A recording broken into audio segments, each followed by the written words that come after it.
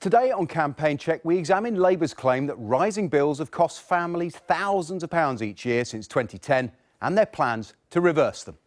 Labour say Conservative-led governments have cost the average household almost £6,000 in a decade. But do their numbers add up?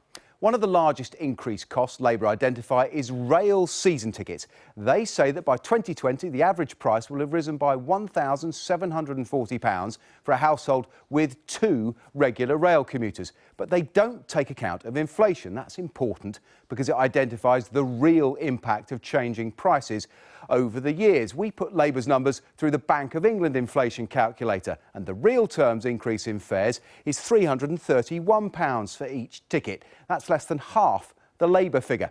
Labour also say the cost of childcare has gone up by an average of almost £2,000 a child since 2010. But these figures also don't include inflation or the £3.7 billion the government already spends on free childcare. So the real figure will be significantly lower.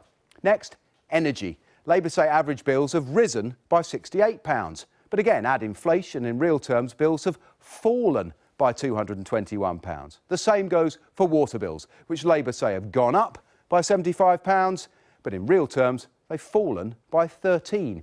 On housing, Labour say the median annual rent has increased by almost £2,000 in 10 years. But add inflation, and in real terms, rents have fallen by £181. Labour are closer on broadband. They say bills have risen £204 in a decade. Though adjusted for inflation, it's about £152.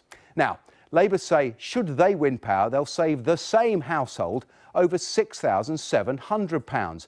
But this is not an average family. £5,000 of Labour's savings rely on rail fare and childcare savings that are not available to the majority of households. Only 5% of people use a train more than 3 times a week, which means it would be highly unusual for a family to have 2 season ticket holders, while Labour's childcare calculation, as we've seen, is unreliable, and it would only help those with a child under 4.